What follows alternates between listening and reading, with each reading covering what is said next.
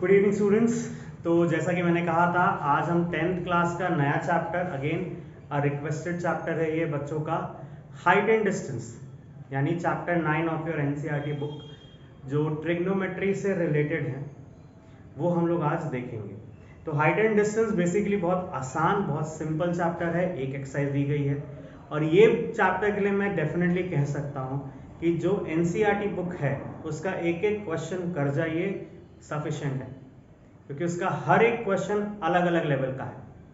फिर भी आज हम लोग जो पढ़ेंगे चैप्टर, जो पूरा चैप्टर जब हम लोग कर लेंगे तो कई और वैरायटी भी देखेंगे, लेकिन सजेशन यही है, एनसीईआरटी से ऊपर कुछ नहीं इस चैप्टर के लिए तो एटलीस्ट। तो बेसिकली चैप्टर में कुछ इंपॉर्टेंट चीज़ें हैं जो आपको समझानी है, जिससे आपको थोड़ा सा और क्लैरिटी आएगा, चीज़ों को समझ में आएगा। इसमें कुछ इंपॉर्टेंट टर्म्स होते हैं। बेसिकली इस चैप्टर में हम लोग वर्ड प्रॉब्लम से रिलेटेड क्वेश्चंस को सॉल्व करेंगे, जहाँ पे आपको एक वर्ड प्रॉब्लम दिया गया रहेगा, उसको पढ़ करके आपको क्या करना है, एक उसका फिगर बनाना है, और ट्रिग्नोमेट्रिक रेशियो से जो वैल्यूज है, लेंथ है, हाइट है, सब कुछ जो भी फाइंड करना है, वेरियस चीज़ें आप फाइंड करेंगे। सबसे पहले जो इसमें आपको एक वर्ड दिखाई देता है या समझ में आता है, वो है आपका एंगल ऑफ एलिवेशन।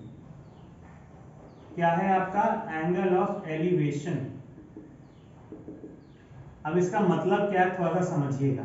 एलिवेशन का मतलब होता है उठा हुआ, ठीक है ना। जैसे क्या होता है, जब आप ग्राउंड लेवल पर खड़े जमीन पे और अपने से ऊपर वाली चीजों को देखते हो, जब हाइट, अपने से ज्यादा हाइट वाली चीजों को देखते हो, तो ऐसे सर हो जाता है ना आपका, इस तरीके से देखते हो, तो आपकी आंख से उसकी जो हाइट का जो बिल्डिंग जो भी है आपके सामने, टावर, बिल्डिंग, उसका जो टॉप देखते हो, तो आंख से लेकर टॉप तक में एक आप एंगल फॉर्म करते हो ग्राउंड लेवल से, उसी एंगल को कहते हैं एंगल ऑफ एलिवेशन। जैसे ये आप खड़े हैं ग्राउंड लेवल पे, सामने एक आपकी बड़ी बिल्डिंग है ये इस तरीके की, ठीक है, ये हो गया आपका क्या, ग्राउंड लेवल। तो आप इस यहां से इसके टॉप की क्या कर रहे हो, टॉप को देख रहे हो, तो कुछ इस तरीके का एंगल बनेगा देखने का, है ना। तो ये जो एंगल फॉर्म हो रहा है ग्राउंड लेवल से, यही कहलाता है आपका एंगल ऑफ एलिवेशन। और किसी भी एंगल को हम लोग क्या बोलते हैं ट्रिग्नोमेट्री में, किससे डिनोट करते हैं भैया, थीटा से, ये रहा, ठीक है।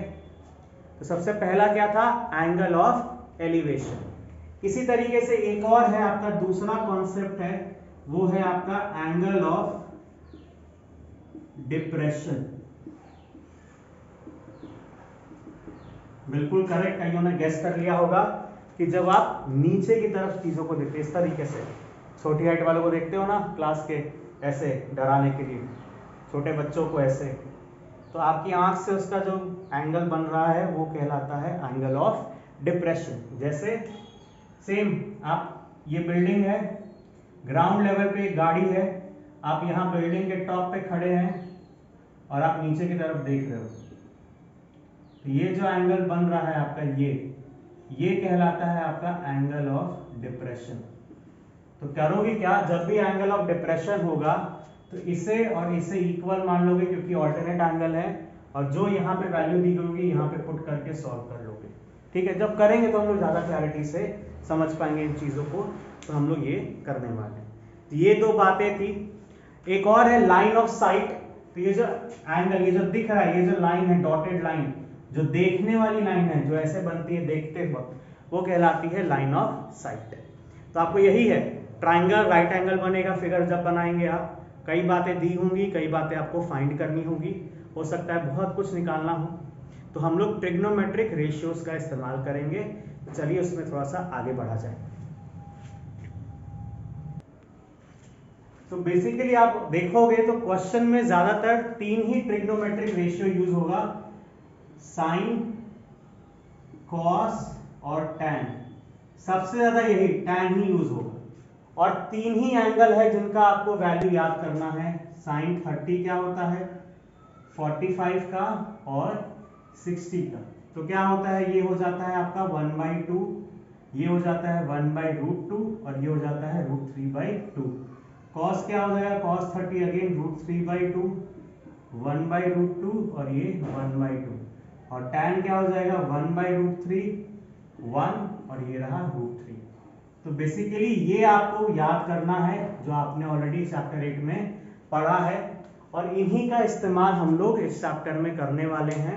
तो हम लोग शुरुआत करेंगे हमारे फर्स्ट क्वेश्चन से, क्योंकि इसमें क्वेश्चन अब नया कुछ नहीं है, क्वेश्चन पे क्वेश्चन हम लोग देखेंगे और अपने कॉन्सेप्ट को और ज़्यादा क्लैरिटी से समझेंगे। चलिए, तो हमारा पहला क्वेश्चन है, सिंपल एनसीईआरटी का फर्स्ट क्वेश्चन ही है। A circus artist climbing 20 metre long rope which is tightly stretched and tied from the vertical pole to the ground। तो ये आपका वर्टिकल पोल है, ठीक है ना, और ये 20 मीटर रोप है जो एकदम टाइड है ग्राउंड से यहाँ पे, ये रहा। ये आपकी रस्सी है, ये जो 20 मीटर की है, ये ए, ये बी और ये C. If the angle made by the rope with the ground, तो ये जो एंगल बन रहा है रस्सी का और ग्राउंड लेवल का, ये दिया हुआ है 30 degree. Find the height of the pole, आपको क्या निकालना है, इस पोल की हाइट, इसको आप h मान लो, चलो ठीक है। तो आप देखिए राइट एंगल ट्राइंगल है, ये 90 डिग्री होगा, तो ये क्या है, हाइपोटेनस है। हाइपोटेनस दिया हुआ है, परपेंडिकुलर निकालना है। तो बताइए कौन सा ट्रिग्नोमेट्री रेशियो, याद करिए चैप्टर 8 पहला वाला set of formula, sine theta क्या होता है, perpendicular upon hypotenuse, correct, sine लगेगा। तो थीटा क्या होगा, 30 डिग्री। तो यहाँ पे क्या हो जाएगा, लिखोगे आप sine theta is equal to A B, यानी परपेंडिकुलर है, अपॉन ए सी। थीटा का वैल्यू क्या है, साइन 30 डिग्री, ए बी आपको क्या है, एच लिया है आपने, ए सी क्या दिया हुआ है, 20 दिया हुआ है। साइन 30 क्या होता है, याद करिए 1/2 is equal to H upon 20, ये होता है। क्रॉस मल्टीप्लाई करिए, 20 इज इक्वल टू 2h, तो यहां से आपको हाइट निकल के आ जाएगा क्या, h is equal to 20 upon 2, that is 10 centimetre, ये रहा। तो क्या है, बड़ा आसान, इस तरीके से हम लोग क्या करते हैं, क्वेश्चन को सॉल्व करते हैं। मैंने फिगर जानबूझ के नहीं बनाया था, क्योंकि मैं समझाना चाह रहा था कि वर्ड प्रॉब्लम से फिगर को कैसे जज करके बनाना है। तो आई होप ये पार्ट आपको क्लियर होगा। सिंपल क्वेश्चन था, 2 नंबर में या 1 इवन एमसीक्यू में भी दे सकता है, ठीक है। आई होप आपको क्लियर होगा। चलिए ऐसे ही और क्वेश्चंस को देखा जाए, आगे बढ़ा जाए। चलिए देखिए question, a tower A B is 20 metre high. तो टावर है, तो बना लेते, ये रहा मेरा टावर, ये रहा ए, ये रहा बी, और इसकी लेंथ या हाइट क्या दी गई है, 20 मीटर, ठीक है। And B C it's the shadow on the ground is 220√3 metre long. तो बी सी है इस टावर की परछाई, तो परछाई किस वजह से आएगी भाई, यहाँ पे आपका सूरज होगा यहाँ पे, तो उसका लेंथ दिया गया है 20√3 मीटर। इसे कनेक्ट कर देते हैं, जोड़ देते हैं, ये रहा। फाइंड द सन्स एल्टीट्यूड, तो बेसिकली आपको निकालना है ये किस डिग्री पे बन रहा है, यानी इसको मान लेते हैं थीटा। आपको फाइंड करना है कि थीटा क्या होगा यहाँ पे। तो थोड़ा सा ध्यान से देखिएगा, ट्राइंगल में क्या क्या गिवन है। थीटा के ऑपोजिट साइड क्या होती है, परपेंडिकुलर, करेक्ट, और उसके एडजेसेंट साइड क्या होती है, बेस। तो आपको परपेंडिकुलर और बेस दिया गया है। तो याद करिए चैप्टर 8 कि किसका फॉर्मूला होता है, perpendicular upon base, correct, tan theta का। तो यहाँ पे हम लोग ट्राइंगल में क्या करेंगे, तो in triangle A B C tan theta is equal to A B upon B C, tan theta is equal to A B है 20 और बेस है 20√3, तो 20 से 20 कट गया, ये कितना आ गया, 1/√3। तो याद करिए tan वाला फॉर्मूला है ना, टेबल जो मैंने अभी बताया था शुरुआत में, 1/√3 tan में कब आता है, करेक्ट, जब थीटा की वैल्यू 30 होती है। Hence theta is equal to 30 degree. फिर 30 डिग्री क्या मतलब हुआ इसका, कि जो सन है वो 30 डिग्री का एल्टीट्यूड पे है ग्राउंड लेवल से, 30 डिग्री का एंगल बना रहा है किसके साथ, ग्राउंड लेवल के साथ, ठीक है। तो ये रहा आपका वो क्वेश्चन जहां पे हमने बड़े आसानी से इसको सॉल्व कर दिया। चलिए आगे बढ़ता जाए, चलिए आगे बढ़ा जाए। A ladder makes an angle of 60 degree with the ground when placed against the wall।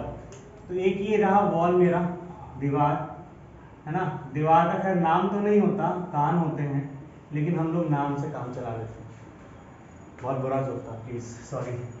ठीक है, तो लैडर प्लेस्ड है, ये रहा लैडर मेरा प्लेस्ड। भाई दीवार के सहारे ऐसे ही ना लैडर प्लेस करते हैं आप, ठीक है। तो ग्राउंड लेवल, ये रहा ग्राउंड लेवल, इससे क्या एंगल बना रहा है आपका 60 डिग्री बना रहा है। If the foot of the ladder, पैर, लैडर का पैर is 2 metre away from the wall, यहां से यहां तक की दूरी दी गई कितनी है 2 मीटर।